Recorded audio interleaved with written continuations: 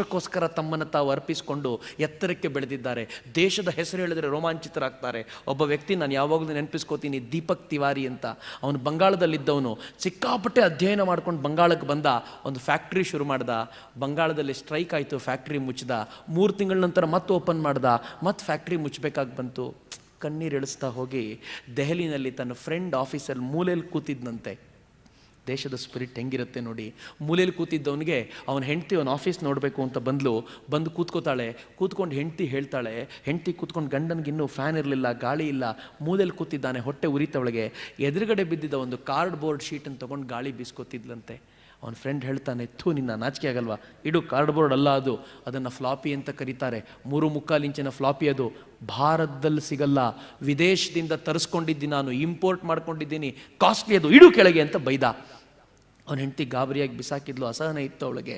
ಆದರೆ ಭಾರತದಲ್ಲಿ ಸಿಗಲ್ಲ ಅನ್ನುವಂಥ ವಿಚಾರ ಇತ್ತಲ್ಲ, ದೀಪಕ್ ತಿವಾರಿಗೆ ಎಂಥ ಆಶ್ಚರ್ಯ ಹುಟ್ಟಿಸ್ತು ಅಂದರೆ, ಅವನ ಕೈಗೆ ಎತ್ಕೊಂಡಂತೆ, ಇದು ಭಾರತದಲ್ಲಿ ಸಿಗಲ್ವಾ, ಇದನ್ನು ವಿದೇಶದಿಂದ ಇಂಪೋರ್ಟ್ ಮಾಡ್ಕೋಬೇಕಾ, ಇದು ಕಾಸ್ಟ್ಲಿನಾ ಅಂತ ಕೇಳ್ದ. ಅವನು ಹೂ ಅಂದಿದ ತಕ್ಷಣ ಹೇಳ್ತಾನೆ, ಹಂಗಿದ್ರೆ ಇದನ್ನು ನಾನು ಭಾರತದಲ್ಲಿ ತಯಾರು ಮಾಡೋ ಫ್ಯಾಕ್ಟ್ರಿ ಶುರು ಮಾಡ್ತೀನಿ ಎಂದ. ಏನು ಥಾಟ್ ರೀ ಅದು, ಎಂಥ ಅದ್ಭುತವಾದ ಶಕ್ತಿ. ನೋಯ್ಡಾದಲ್ಲಿ ಫ್ಯಾಕ್ಟ್ರಿ ಶುರು ಮಾಡ್ದ, ಫ್ಲಾಪಿ ತಯಾರು ಮಾಡುವಂಥ ಮೊದಲ ಕಂಪನಿ ಅವನದ್ದಾಯಿತು. ಫ್ಲಾಪಿ ಮಾಡ್ತಾ ಮಾಡ್ತಾ CD ತಯಾರು ಮಾಡ್ದ, CD ಆದ ನಂತರ DVD ಹೋದ, ರೀಡ್ ರೈಟಬಲ್ DVD ಆಯಿತು. ಜಗತ್ತಿನ ಮಾರ್ಕೆಟಲ್ಲಿ ಎಂಥ ಹೆಸರು ಗಳಿಸ್ದ ಅಂತಂದರೆ, ನಾವೆಲ್ಲ ಯೂಸ್ ಮಾಡ್ತೀವಲ್ಲ ಮೋಸರ್ ಬೇಯರು, ಅದು ಇವನೇ ತಯಾರು ಮಾಡಿದ ಕಂಪನಿ. ಸೋನಿ ಕಂಪನಿಗೆ ಕಾಂಪೀಟ್ ಮಾಡಬಲ್ಲಂತ CD DVDಗಳನ್ನು ತಯಾರು ಮಾಡದ ಅವನು. ಸೋನಿ ಕಂಪನಿ ಗಲಾಟೆ ಮಾಡ್ತು, ಒಂದ್ಸಲ ಅವನ ವಿರುದ್ಧ ಏನೋ ದಾವೆ ಹುಡ್ತು.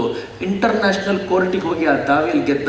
ಇಂಟರ್ನ್ಯಾಷನಲ್ ಕೋರ್ಟಲ್ಲಿ ಅವನಿಗೆ ಮಾನ್ಯತೆ ಕೊಟ್ಟರಂತೆ. ಏನು ಮಾನ್ಯತೆ ಗೊತ್ತೇನು, ಈ ಕಂಪನಿ ಏನಿದೆಯೋ ಮೋಸರ್ ಬೇಯರ್, ಜಗತ್ತಿನಲ್ಲಿ ಚೀಪ್ ಆ್ಯಂಡ್ ಬೆಸ್ಟ್ ಅಂತ ಯಾವುದಾದ್ರೂ ಕಂಪನಿ ಇದ್ದರೆ ಅದು ಮೋಸರ್ ಬೇಯರ್ ಕಂಪನಿಯ CDಗಳು ಅಂತ ಅವನಿಗೆ ಹೆಮ್ಮೆ ಕೊಟ್ಟರಂತೆ. ಅವ್ರ ಹೆಂಡತಿನ ಇಂಟರ್ವ್ಯೂ ಮಾಡಿದ್ರು ಪತ್ರಕರ್ತರು. ಇಂಟರ್ವ್ಯೂ ಮಾಡಿ ಕೇಳಿದ್ರು, ನಿಮ್ಮ ಯಜಮಾನರಿಗೆ ಖುಷಿ ಆಗೋದು ಯಾವಾಗ? ಅವನ ಹೆಂಡತಿ ಏನು ಹೇಳ್ತಾಳೆ ಗೊತ್ತಾ, ಏನೂ ಇಲ್ಲ ಸರ್, ನಮ್ಮ ಮನೆಯಲ್ಲಿ ಮೋಸರ್ ಬೇಯರ್ CDಗಳೆಲ್ಲ ಕೂತಿರ್ತವೆ ಪ್ಯಾಕ್ ಆಗಿ, ಎಕ್ಸ್ಪೋರ್ಟ್ ಆಗಲಿಕ್ಕೆ. ಅದ್ರ ಮೇಲೆ ಮೇಡ್ ಇನ್ ಇಂಡಿಯಾ ಅಂತ ಬರೆದಿರೋದು ನೋಡಿದಾಗೆಲ್ಲ ಕುಣಿದಾಡ್ತಾರೆ, ನನ್ನ ದೇಶದಲ್ಲಿ ತಯಾರಾಗೋದು ಜಗತ್ತಿಗೆ ಎಕ್ಸ್ಪೋರ್ಟ್ ಆಗುತ್ತೆ ಅಂತ ನನ್ನ ಯಜಮಾನರು ಖುಷಿ ಪಡ್ತಾರೆ ಅಂತ. ನನಗೆ ನೆನಪಿಸ್ಕೊಂಡಾಗ ಬಹಳ ಆಶ್ಚರ್ಯ ಆಗುತ್ತೆ. ನನ್ನ ನೆಚ್ಚಿನ ಮಿತ್ರರೇ, ಏನಾದರೂ ಮಾಡಬೇಕು ಅಂತ ಪಣ ತೊಡ್ರಿ ದೇಶಕ್ಕೋಸ್ಕರ. ನೀವೆಲ್ಲ ನೀರು ಕುಡಿತೀರಲ್ಲ, ಬಿಂದು ಅನ್ನೋಂಥ ವಾಟರ್ ಬಾಟ್ಲು ಎಲ್ಲರೂ ನೋಡಿದ್ದೀರಾ. ಎಲ್ಲರೂ ಬಿಂದು ನೀರು ಕುಡಿದಿರ್ತೀವಿ. ನಾನು ಪುತ್ತೂರಿಗೆ ಹೋಗಿದ್ದಾಗ ಟೇಬಲ್ ಮೇಲೆ ನೀರು ಇಟ್ಟಿದ್ರು, ನನ್ನ ಪಕ್ಕದಲ್ಲಿ ಒಬ್ಬ ವ್ಯಕ್ತಿ ಕೂತಿದ್ರು. ಅವ್ರು ಹೇಳಿದರು, ಸರ್ ನೀವು ಕುಡಿತಿದ್ದೀರಲ್ಲ ನೀರು, ಇದು ಯಾವ ಕಂಪನಿದು ಗೊತ್ತಾ? ನಾನು ಹೇಳಿದೆ, ಬಿಂದು ಕಂಪನಿದು ಅಂತ. ಅವ್ರು ಹೇಳಿದ್ರು, ಈ ಫ್ಯಾಕ್ಟ್ರಿ ನಂದೇ ಸರ್. ಹೇಳಿದೆ, ವಂಡರ್ಫುಲ್, ಎಲ್ಲಿದೆ ಫ್ಯಾಕ್ಟ್ರಿ? ಬೆಂಗಳೂರಲ್ಲ, ನಮ್ಗೆ ಏನೇ ಫ್ಯಾಕ್ಟ್ರಿ ಇದ್ರು ಬೆಂಗಳೂರು ಅನ್ಸುತ್ತಲ್ಲ. ಅವ್ರು ಹೇಳಿದ್ರಿಲ್ಲ ಸರ್, ಪುತ್ತೂರಲ್ಲೇ ಇದ್ದೀವಿ ನಾನು ಅಂಥೇಳಿ ಎಲ್ಲ ಎಕ್ಸ್ಪ್ಲೈನ್ ಮಾಡಿದರು. ನಮ್ಮ ತೋಟದಲ್ಲಿ ಸಿಕ್ಕ ನೀರನ್ನು ಇವತ್ತು ಕಂಪ್ನಿ ಮಾಡಿ ಮಾರಾಟ ಮಾಡ್ತಿದ್ವಿ. ಮನೆಗೆ ಕರ್ಕೊಂಡು ಹೋದರು. ಊಟ ಮಾಡೋಕ್ಕಿಂತ ಮುಂಚೆ ನಾನು ಸುಮ್ಮನೆ ಕೇಳಿದೆ, ಬೇಜಾರು ಮಾಡ್ಕೋಬೇಡಿ, ಎಷ್ಟು ಜನ ಅಣ್ಣ ತಮ್ಮಂದ್ರು ನೀವು? ಅವ್ರು ಹೇಳಿದ್ರು, 3 ಜನ ಅಣ್ಣ ತಮ್ಮಂದರು. ನೀವೇನು ಓದಿದ್ರಿ? ಅವ್ರು ಹೇಳಿದ್ರು, ಇಲ್ಲ ಸರ್, ನಮ್ಮಿಬ್ಬರು ಅಣ್ಣಂದ್ರೆ ಚೆನ್ನಾಗಿ ಓದಿದ್ರು, ನಾನು ಸೆಕೆಂಡ್ PUC ಫೇಲ್ ಆಗಿಬಿಟ್ಟೆ. ಅವರೆಲ್ಲೋ ಒಂದು ಕಡೆ ಕೆಲಸ ಮಾಡ್ತಿದ್ದಾರೆ, ನಾನು 100 ಜನರನ್ನು ಕೆಲಸಕ್ಕೆ ಇಟ್ಕೊಂಡಿದ್ದೀನಿ ಇವತ್ತು ಅಂದರು. ವಾಹ್! ನಾನು ಹೇಳಿದೆ, ವಾಹ್, ಫೇಲ್ ಆಗೋದು ಇಷ್ಟು ಚೆನ್ನಾಗಿರುತ್ತೆ ಅಂತ ನಂಗೆ ಗೊತ್ತಿರಲಿಲ್ಲ ರೀ. ಗೊತ್ತಿದ್ದಿದ್ರೆ ನಾನು ಫೇಲ್ ಆಗಿಬಿಡ್ತಿದ್ದೆ ಎಕ್ಸಾಮ್ನಲ್ಲಿ, ದುರದೃಷ್ಟ ಪಾಸ್ ಆಗಿಬಿಟ್ಟೆ ಅಂತ. ನೋಡ್ರಿ, ಥಾಟ್ ಎಷ್ಟು ಚೆನ್ನಾಗಿ ಚೇಂಜ್ ಆಗುತ್ತೆ. ಕೂತಿದ್ರೆ ಕೂತೇ ಇರ್ತೀರಾ.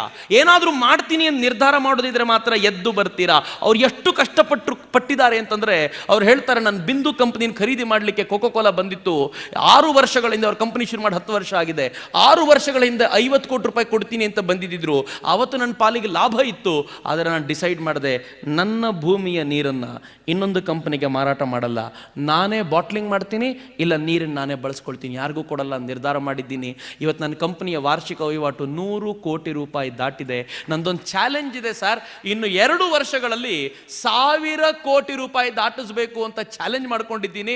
ಆ ಕೆಲಸವನ್ನು ನಿಯತ್ತಾಗಿ ಮಾಡ್ತೀನಿ ಸರ್, ಯಾರಿಗೂ ನನ್ನ ಕಂಪನಿನ ಮಾರಲ್ಲ, ಭಾರತದ ಕಂಪನಿ ಭಾರತೀಯರ ಕೈಯಲ್ಲಿ ಇರುತ್ತೆ ಅಂತಂದಾಗ ನಾನು ನಿಂತ ಜಾಗದಲ್ಲಿ ಕುಣಿದಾಡ್ಬಿಟ್ಟಿದ್ದೆ. ವಾ, ಏನು ಮಜಾ ಬರುತ್ತೆ ರೀ ಕೇಳೋಕ್ಕೆ. ನನ್ನ ನೆಚ್ಚಿನ ಮಿತ್ರರೇ, ಆರ್ಡಿನರಿಯಾಗೇ ಬದುಕಿ ಆರ್ಡಿನರಿಯಾಗೇ ಸಾಯಬೇಕು ಅನ್ನೋದಿದ್ದರೆ ನೀವೇನಿದ್ದೀರೋ ತುಂಬ ಚೆನ್ನಾಗಿದೆ. ಇನ್ನೇನು ಮಾಡಬೇಕಾದ ಅಗತ್ಯ ಇಲ್ಲ. 10ರಲ್ಲಿ 11 ಆಗದೆ ನಾನೇನಾದರೂ ಅದ್ಭುತವಾದ ರಿಮಾರ್ಕ್ ಉಳಿಸಿ ಹೋಗ್ತೀನಿ ಅಂತ ನಿರ್ಧಾರ ಮಾಡೋದಾದರೆ ಸ್ವಾಮಿ ವಿವೇಕಾನಂದರನ್ನ ಜೀವನಕ್ಕೆ ಕರ್ಕೊಳ್ಳಿ. ನಿಮ್ಮ ಜೀವನ ಅದ್ಭುತವಾಗುತ್ತೆ. ಎಂಥ ಅದ್ಭುತವಾದ ಜೀವನ ಆಗುತ್ತೆ ಅಂತಂದರೆ ಆರ್ಡಿನರಿಯಾಗಿ ಇರ್ಲಿಕ್ಕೆ ಬಿಡಲ್ಲ. ಅದಕ್ಕೋಸ್ಕರವೇ ಒಂದು ಅಪರೂಪದ